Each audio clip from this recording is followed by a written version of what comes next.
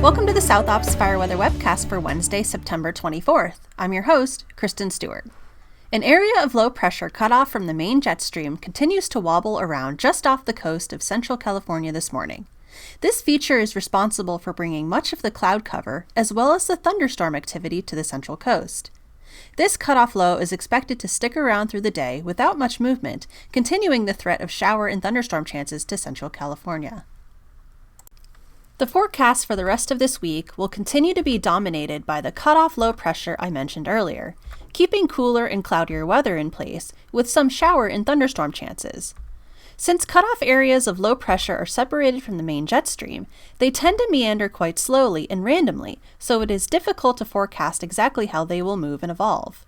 However, forecast projections remain in good agreement that it will continue wobbling around the region through the weekend, lingering over Central California through Thursday, and then drifting southward Friday and into the weekend.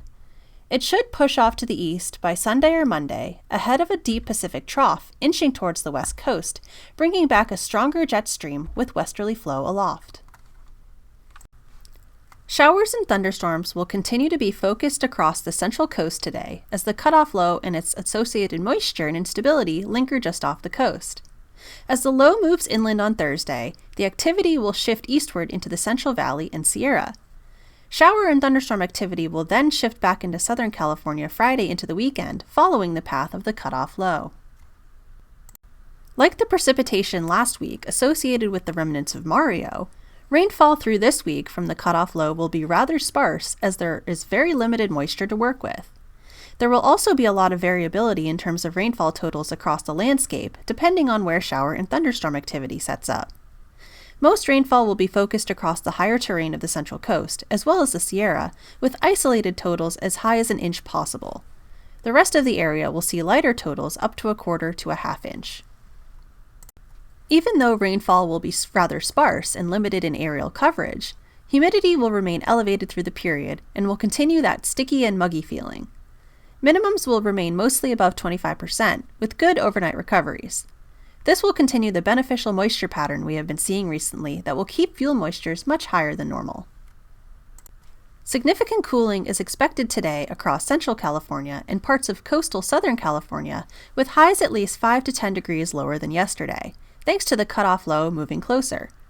Highs will stay mostly steady on Thursday for these areas, then the far interior will cool another 3 to 6 degrees. Highs will then level out with little day-to-day change through early next week, with valleys ranging mostly in the 80s, with a few low 90s in the warmer spots.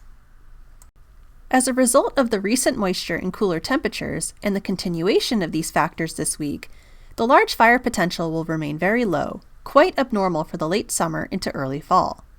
These conditions will greatly limit fire spread potential for the foreseeable future, giving us a nice break from all the recent activity.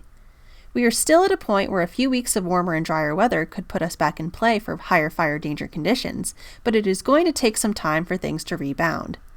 And that's all I have for today. Thanks for tuning in. Our next webcast will be on Thursday, September 25th. Have a fantastic day.